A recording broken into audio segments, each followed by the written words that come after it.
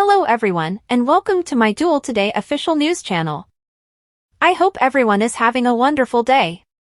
Before we begin, please hit the subscribe button and give this video a thumbs up.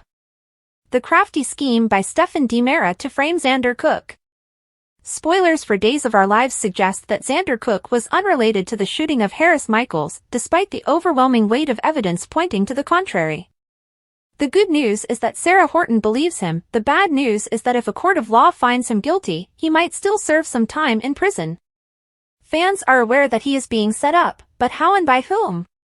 The solutions to these might lie in Stefan DiMera.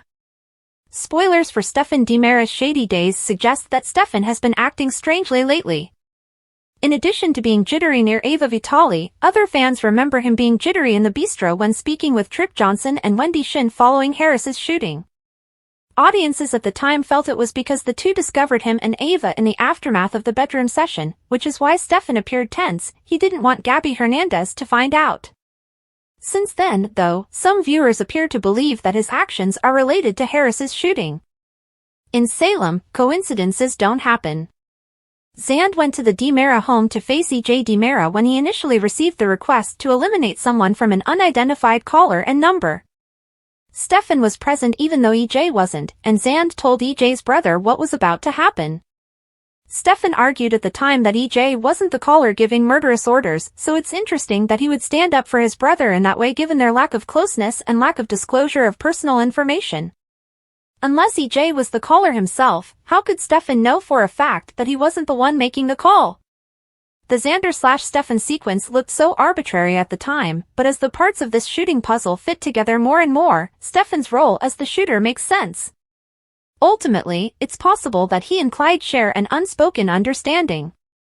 However, it's possible that Weston knew about Vitali's covert partnership with Harris and how she was providing the officer with intelligence. If so, Stefan might have shot Michaels and set up Xander in order to shield her from the possible fury of Clyde. Is Stefan the person who shot Harris? Post a comment below. Get all the drama by watching your favorite Peacock soap every day, and check CBL frequently for the best spoilers and updates on Days of Our Lives. 2 Horton miracles, Lucas firefighter surprise. The recap of Wednesday's Days of Our Lives spoilers for February 21st shows that Chad DiMera took Thomas DiMera to the Spectator office because he believed he had left his remote control car there. Since it might be the lone toy that survived the fire, Chad hoped so. Leo Stark gave Chad a motivational speech while Thomas was staring in the rear. Chad felt bad that he started the fire by accepting the account of Clyde Weston, but Leo said Chad couldn't have known and complimented him on being a good father. Thomas was ecstatic to discover what looked to be a portable gaming system in place of his lost remote control car. Thomas thanked Leo for the $5 cash and asked the Tooth Fairy to pay him ahead of time because he had a loose tooth. Chad agreed that Thomas may accompany the family to the damaged house because that was Thomas's desire. Leo wanted to know the history of the Hortons, so he asked if he might go along. On Wednesday's episode of Days, Josh Taylor, Kate Roberts Brady, and John Black and Marlena Evans gathered at the pub to talk about the fire. John and Marlena said that Abe Carver, James Reynolds, was invited to join them at the Horton residence today but was unable to do so since Paulina Price suffered a heart attack and was admitted to the critical care unit. Julie Williams, Doug Williams, and Maggie Kyriakis were all upset by the magnitude of the damage in the meantime. The Horton house appeared completely destroyed by fire, yet there were a few small miracles, such as Alice Horton's chair remaining undamaged and the ornaments in the basement remaining undamaged. When the firefighter took off his mask, Maggie, Julie, and Doug were all shocked. When Lucas Horton removed his mask, he essentially acknowledged that there was never a moment when he could be apart from his family. Lucas made it plain that he would be in danger if anyone found out he was there, even though he had promised he hadn't escaped. Later on, Lucas acknowledged that Clyde was the cause of the danger.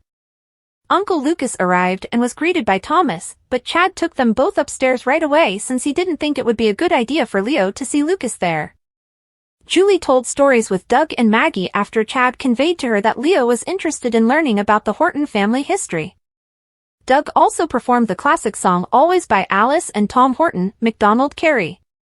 Leo was astonished by the excellent material and obtained Julie's permission to pen a tale about the Hortons, provided that Chad reviewed and gave his approval beforehand. Leo penned a beautiful essay about how the arsonist couldn't vanquish the Horton spirit because the house still had a lot of love after he returned to The Spectator on Wednesday's Days episode. Roman and Kate returned to the Horton house with donuts and offered their support. John and Marlena enjoyed a box of donuts while thinking back on earlier times. In addition to other memories connected to the Horton family that Marlena experienced during the episode, she also experienced a flashback of her first visit to their home. Days also included a few made-up flashbacks featuring young Tom and young Alice having picnics and starting a family in the 1930s. Alice once displayed the original Horton ornaments and proposed starting a custom of eventually adding more for their great-grandchildren and grandkids. Although things weren't going well, Tom and Alice continued to admire a mansion across from their preferred picnic area. Tom soon received the down payment from his kind father and surprised Alice with the key to their new home, even though it was difficult for them to afford anything larger than their tiny apartment. Tom carried Alice inside and gave her a warm welcome. Alice said that although it was simply a house, it will be a home because of their love and, in the end, they nuzzled Tom's forehead in a tender moment. Now back in the present, Thomas continued to dig about the fireplace and something old fell out. Alice had sealed a time capsule in 1966, with the intention of opening it no later than 2016. John persisted in trying to open the box despite its difficulty and recommended using a hammer. But for the time being at least, DOL enthusiasts were kept in the dark about what was within the time capsule. According to spoilers for Days of Our Lives, the mystery may yet come to light at some point. Check back often for updates on any startling discoveries that may be connected to this story. Returning as Lonnie and Eli are Sal Stowers and Lamont Archie. Should I stay or visit? Now that Eli Grant's family home has burned down and Lonnie Price Grant's mother is battling illness, it seems appropriate for the Grants to bring their twins, Jules and Carver, back to Salem. Paulina Price Carver and Chanel Dupree have been discussing Lonnie's impending release from prison for some time now, and it appears that this will soon occur. Fans have been pleading for Lonnie and Eli to return to Salem on February 26 so they can be with their family during this trying and painful time. Fans didn't want to see the immensely popular couple Eli and Lonnie part ways in the first place. The question still stands, will Eli and Lonnie be staying in Salem this time, or are they just stopping by for a brief visit? Following the stillbirth of their first son a few years earlier, Eli and Lonnie believed they had finally found happiness with their children. When Lonnie's biological father later came back to town, she killed the violent guy to make him stop abusing Paulina.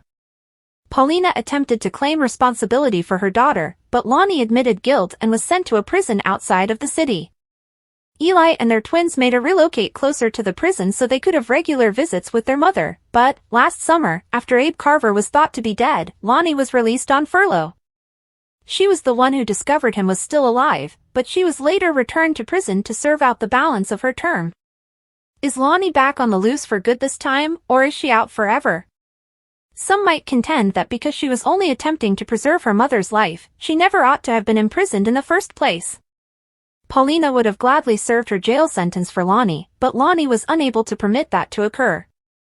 Watch fresh episodes of Days of Our Lives every weekday at 6 a.m. Eastern Standard Time on Peacock to find out if Lonnie and Eli are returning. Thanks for watching. If you like this video, so please don't forget to subscribe to my channel and don't miss any updates.